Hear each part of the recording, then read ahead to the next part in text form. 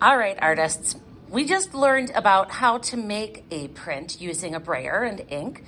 And now we're going to talk a little bit about what really makes a good print. So I did my 4 prints here.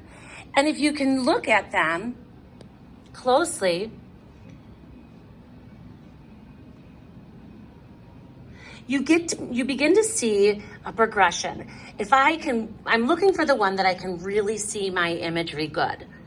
This one, I have very few white lines. We call those negative spaces where the ink really hasn't touched. As I move this direction, this has a few more spaces where there's a little too much ink. And this one right here, I can see almost my whole image. This one, I can see my image, but notice how the ink quality isn't quite as nice. Although I do have all the corners, and that's another one of the things that you want to look at. Did you get all the edges in the corners with both your ink and when you burnished? At this point, I would say this is my best print, okay? So I would make sure I label this one. These 3 should all get put on the drying rack as well, but we're only going to be displaying the one.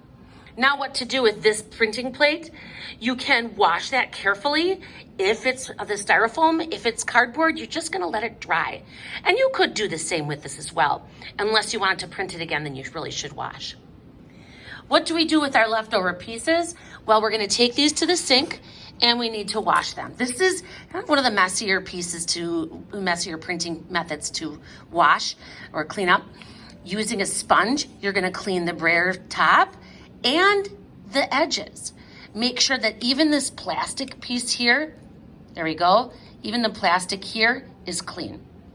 Do the same with your tray, and we leave those just in the sink to dry. And that is getting a good print and how to clean up your printing space.